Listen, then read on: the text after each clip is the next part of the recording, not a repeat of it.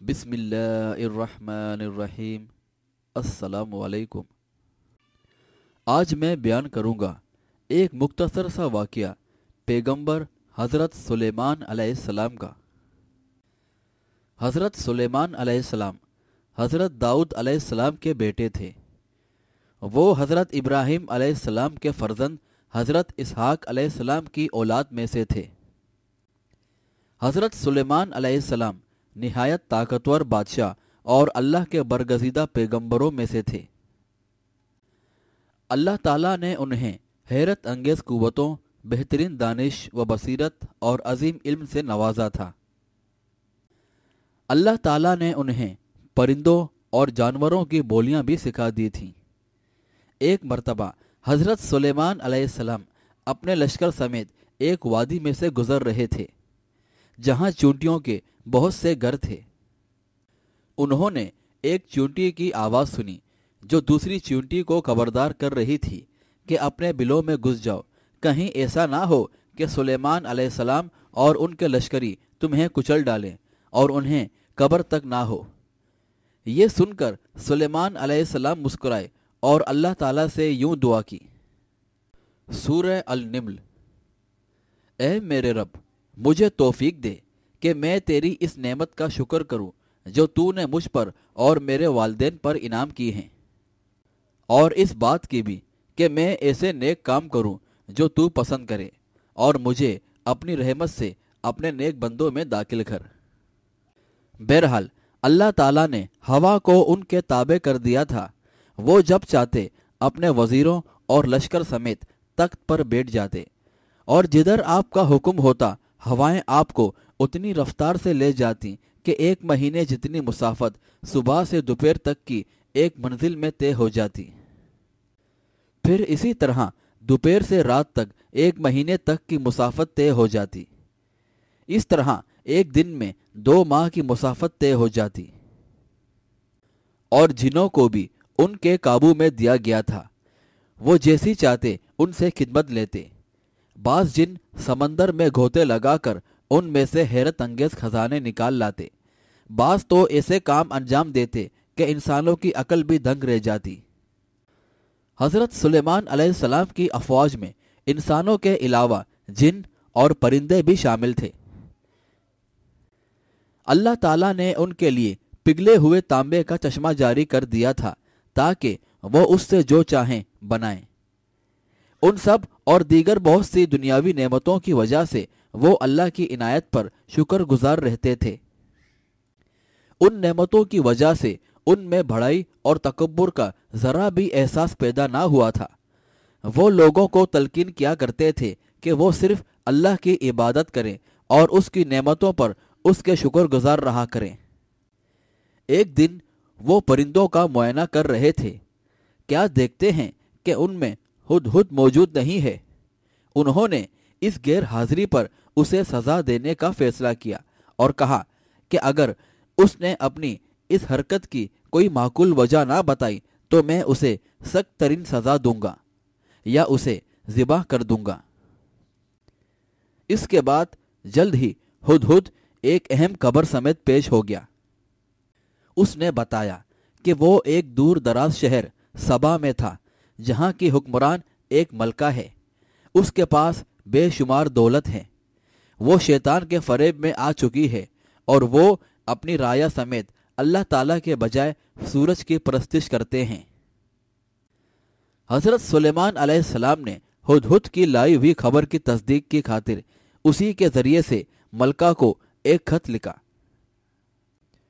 اس خط میں اس کو اسلام قبول کرنے کی دعوت دی گئی تھی۔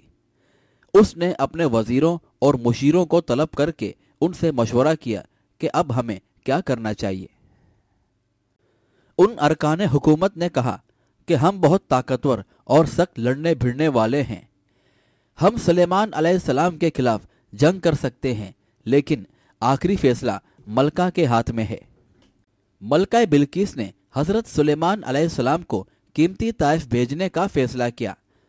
اس کا مقصد یہ تھا کہ طائف لے جانے والوں کو سلیمان علیہ السلام کے بارے میں جاننے اور ان کی طاقت کا اندازہ لگانے کا موقع مل جائے گا کہ سلیمان کوئی دنیا دار بادشاہ ہیں یا واقعی نبی ہیں جس کا مقصد اللہ کے دین کا غلبہ ہے۔ اگر وہ طائف قبول نہیں کرتے تو یقیناً ان کا مقصد دین کی اشاعت و سربلندی ہے، پھر ہمیں بھی اس کی اطاعت کے علاوہ کوئی اور چارہ نہیں ہوگا۔ بہرحال جب طائف حضرت سلیمان علیہ السلام کے سامنے پیش کیے گئے تو انہوں نے کہا کہ اللہ تعالیٰ نے مجھے جو کچھ عنایت کر رکھا ہے وہ ان چیزوں سے بہتر ہے جن کو تحفے میں بھیجا گیا ہے، مجھے ان تحفوں کی ضرورت نہیں، لہٰذا تم ہی اپنے طائف سے خوش رہو۔ انہوں نے طائف واپس بھیج دیے اور پیغام دیا کہ اگر ملکہ نے غیر اللہ کی پرستش ترک نہ کی تو وہ حملہ کر کے اس کی سلطنت کو ختم کر دے گا اور اس کی رعایا کو اس سرزمین سے بے دخل کر دیں گے۔ جب اسے پیغام پہنچا تو اس نے خود حضرت سلیمان علیہ السلام سے ملاقات کرنے کا فیصلہ کیا اور اپنا ایک سفیر انہیں اپنی آمد کی اطلاع دینے کے لیے بھیج دیا۔ پھر حضرت سلیمان علیہ السلام نے اپنے درباریوں سے کہا کہ کیا تم میں سے کوئی ملکہ کے یہاں پہنچنے سے پہلے اس کے تخت کو یہاں لا سکتا ہے؟ اس پر ایک قوی ہیکل جن نے کہا کہ میں آپ کو لا دیتا ہوں اس سے پہلے کہ آپ اپنی جگہ سے اٹھیں۔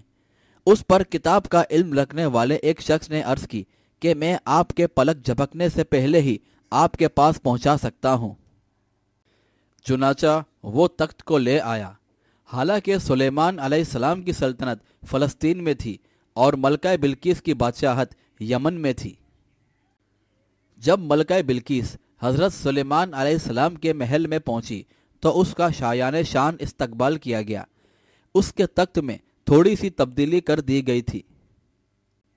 مہمان کو سامنے بٹھا کر میزبان نے تخت کی طرف اشارہ کرتے ہوئے پوچھا کہ کیا تمہارا تخت بھی ایسا ہی ہے؟ اس نے اسے غور سے دیکھنے کے بعد کہا کہ ہاں، لگتا ہے کہ جیسے یہ وہی ہو۔ اس جواب سے سلیمان علیہ السلام متاثر ہوئے بغیر نہ رہے کہ واقعی ملکہ بے حد ذہین ہیں۔ پھر سلیمان علیہ السلام نے اسے ایک بڑے محل کی طرف چلنے کی دعوت دی۔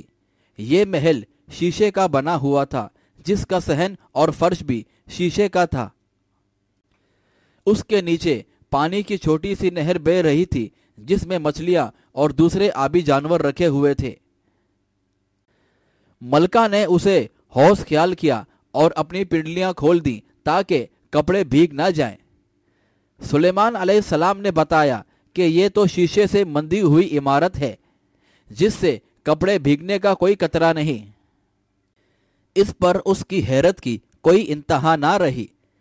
ملکہ بلقیس نے جو کچھ دیکھا اس سے وہ قائل ہو گئی کہ انسان کی آنکھ جو کچھ دیکھتی ہے وہ مکمل حقیقت نہیں ہوتی، پوری حقیقت وحی کے ذریعے سے ہی جانی جا سکتی ہے۔ اسے یہ بھی اندازہ ہو گیا کہ سلیمان علیہ السلام نہ صرف بے حد طاقتور ہیں بلکہ اللہ تعالیٰ کے پیغمبر بھی ہیں۔ چنانچہ اس نے سورج کی پرستش چھوڑ دی اور حضرت سلیمان علیہ السلام کی دعوت قبول کر لی۔ بہرحال اس نے واپس جا کر اپنی رعایا کو بھی یہی راہ اختیار کرنے کی دعوت دی۔ بہرحال ایک دفعہ حضرت سلیمان علیہ السلام کھڑے عبادت میں مشغول تھے کہ ان کا آخری وقت آ گیا اور وہ فوت ہو گئے، مگر جس لاٹھی پر ٹیک لگا رکھی تھی اسی پر کافی عرصہ جامد رہے، یہاں تک کہ گھن کے ایک کیڑے نے لاٹھی کے ظریع حصے کو کھوکھلا کر دیا جس سے لاٹھی ان کے ہاتھ سے چھوٹ گئی اور آپ گر گئے، اور جنوں کو اس وقت پتا چلا کہ وہ حضرت سلیمان علیہ السلام کی وفات کے بعد بھی خواہ مخواہ کام میں جتے رہے۔ اگر انہیں اصل حقیقت کا پتہ ہوتا تو ایسا نہ کرتے۔ اس سے معلوم ہوا کہ انسان اور جن ظاہری باتوں ہی کو دیکھ سکتے ہیں، غیب اور ہر چیز کی اصل حقیقت کا علم صرف اللہ تعالیٰ کو ہے۔